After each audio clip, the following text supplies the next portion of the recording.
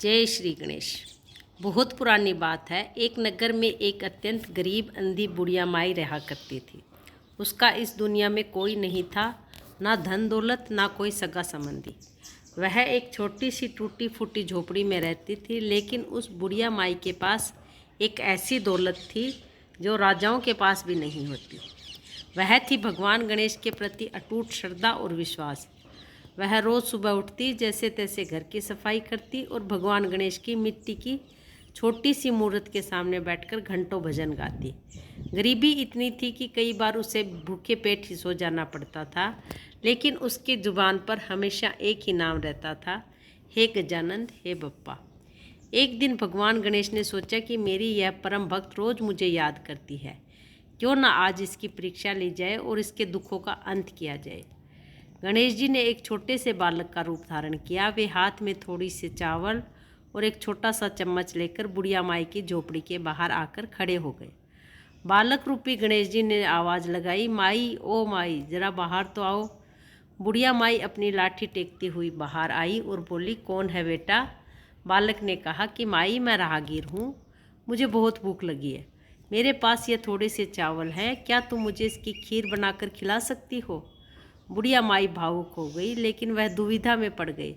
उसने कहा, बेटा, मैं तो अंधी हूँ, मुझे दिखाई नहीं देता और मेरे पास खीर बनाने के लिए तो दूध है, ना शक्कर है और ना ही कोई बड़ा बर्तन। मैं तुम्हारी खीर कैसे बनाऊँ? बालक ने मुस्कुराते हुए कहा, माई, तुम बर्तन की चिंता मत करो।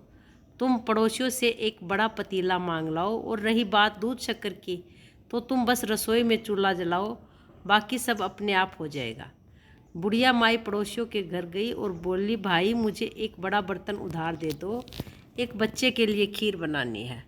पड़ोसी हंसने लगे और ताना मारते हुए बोले, अरे बुढ़िया, तेरे घर में खुद तो खाने को दाना नहीं है और तू बड़ा बर्तन मांग रही है, खीर कहाँ से बनाएगी? लेकिन बुढ़िया के बार बार मिन्नत करने पर उन्होंने एक बहुत बड़ा पतीला उसे दे दिया। बुढ़िया माई पतीला लेकर आई और चूल्हे पर रख दिया। बालक ने वह मुट्ठी भर चावल पतीले में डाल दिए। जैसे ही चावल पतीले में गिरे, एक अद्भुत चमत्कार हुआ। देखते ही देखते वह बड़ा पतीला गाढ़े मलाईदार दूध, चावल, केसर और मेवों की खुशबूदार खीर से लबालब भर गया। पूरी झोपड़ी और आसपास का इलाका खीर की दिव्य सुगंध से महक उठा। बुढ़िया माई अंधी थी, लेकिन खुशबू से समझ गई कि खीर बन चुकी है। उसने कहा, बेटा, खीर तो बन गई, अब तुम खा लो। बालक रूपी गणेश जी ने चालाकी से कहा कि नहीं माई, मुझे अभी नहीं, नदी किनारे एक ज़रूरी काम है, मैं नहा कर आता हूँ, तब तक तुम इस खीर को ढक कर रख दो, और हाँ, अगर तुम्हें भूख लगे तो तुम पहले खा लेना। इतना कहकर बालक वहाँ से ओझल हो गया। काफ़ी समय बीत गया, बालक वापस नहीं आया। खीर की दिव्य खुशबू से बुढ़िया माई के पेट में चूहे कूदने लगे। उसने सोचा कि बालक पता नहीं कब आएगा, क्यों ना मैं पहले अपने बप्पा को भोग लगा दूं। बुढ़िया माई ने एक कटोरी में खीर निकाल ली और अपने गणेश जी की मूर्त के आगे रख दी। उसने आंखें बंद की और प्रेम से बोली, ले बप्पा, खीर खा ले, मेरे बुलाने पर नहीं आएगा तो किसके बुलाने पर आएगा? जैसे ही उसने भोग लगाया, गणेश जी ने अदृश्य होकर वह पूरी कटोरी खाली कर दी। बुढ़िया माई को महसूस हुआ कि बप्पा ने भोग स्वीकार कर लिया है। अब बुढ़िया से रहा नहीं गया। उसने एक कटोरी खीर खुद खाई। जैसे ही पहला निवाला उसके मुंह में गया, उसका पूरा शरीर ऊर्जा से भर गया। उसका पेट ऐसे भर गया जैसे उसने जन्म जन्म की तृप्ति पा ली हो। उसने बप्पा के सामने हाथ जोड़े और बची हुई खीर को ढककर बालक का इंतजार करने लगी। शाम ढलने लगी जब बालक वापस आया और बोला, माई, ओ माई, खीर कहाँ है? लाओ, मुझे बड़ी भूख लगी है। बुढ़िया माई ने कहा, बेटा, खीर तो अंदर रखी है, मैंने बप्पा को भोग लगाकर थोड़ी सी खुद भी खा ली थी, बाकी सब तेरे लिए ही है। बालक मुस्कुराया और अपनी झोपड़ी के कोने में जाकर खड़ा हो गया। अचानक झोपड़ी में एक तेज प्रकाश हुआ। बालक का रूप बदलने लगा। चूहे की सवारी, सूंड, बड़ा सा पेट और मुकुट धारण किए साक्षात भगवान श्री गणेश प्रकट हो गए। बुढ़िया माई को आंखों से तो नहीं दिख रहा था, लेकिन उस दिव्य प्रकाश की गर्माहट को उसने महसूस किया।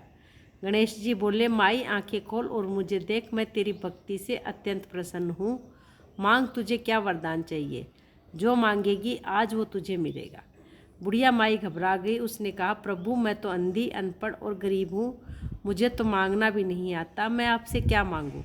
गणेश जी ने कहा कि ठीक है, तुम कल सुबह तक का समय लो, अपने आसपास के लोगों से पूछ लो कि क्या मांगना चाहिए, मैं कल सुबह फिर आऊँगा। बुढ़िया माई रात को पड़ोसियों के पास गई और पूरी बात बताई। पड़ोस के पुरुष बोले, अरे बुढ़िया तू बेवकूफ़ है क्या, गणेश जी से खूब सारा धन, सोना चांदी और महल मांग ले, तेरी गरीबी कट जाएगी। पड़ोसन बोले, अरे धन को क्या करेगी, तू तो बूढ़ी हो चुकी है, तू गणेश जी से एक सुंदर पोता मांग ले ताकि तेरे वंश का नाम चले। वहीं उसके एक समझदार सहेली बोली, माई तू धन और पोते का क्या करेगी, जब तुझे कुछ दिखाई ही नहीं देता। तू गणेश जी से अपनी आंखों की रोशनी मांग ले ताकि तू दुनिया देख सके। बुढ़िया माई घर लौट आई। वह रात भर सोचती रही कि अगर धन मांगती हूँ तो आंखें नहीं है, आंखें मांगती हूँ तो गरीबी नहीं जाएगी, और पोता मांगती हूँ तो पालने के लिए धन नहीं। उसने रात भर बैठकर एक उपाय सोचा। अगले दिन सुबह झोपड़ी फिर से दिव्य प्रकाश से भर उठी। गणेश जी प्रकट हुए और बोले, हाँ माई सोच लिया, बताओ क्या वरदान चाहिए। बुढ़िया माई ने हाथ जोड़कर सिर झुकाकर बड़े ही चतुर शब्दों में कहा कि हे गजानंद, यदि आप मुझ पर प्रसन्न हैं तो मुझे ऐसा वरदान दीजिए कि मैं अपनी आंखों से अपने पोते को सोने की कटोरी में दूध भात खाते हुए देखूं। यह सुनते ही गणेश जी मुस्कुराए और हंसते हुए बोले, वाह माई माँ, तूने तो मुझे बांध लिया। तूने एक ही वरदान में अपने लिए आंखों की रोशनी मांग ली, अपने बेटे के लिए पोता मांग लिया और पोते के सोने की कटोरी के रूप में अथाह धन दौलत और महल भी मांग लिया। तूने तो कुछ भी बाकी नहीं छोड़ा। तथास्तु, जैसे तूने मांगा वैसे ही होगा। इतना कहकर गणेश जी अंतर्ध्यान हो गए। कुछ ही पलों में बुढ़िया माई की झोपड़ी एक विशाल और भव्य महल में बदल गई। उसकी आंखों में दिव्य रोशनी आ गई। जब उसने सामने देखा तो उसका बेटा और बहू एक सुंदर से बच्चे के साथ खेल रहे थे। वह बच्चा सोने के कटोरे में दूध भात खा रहा था।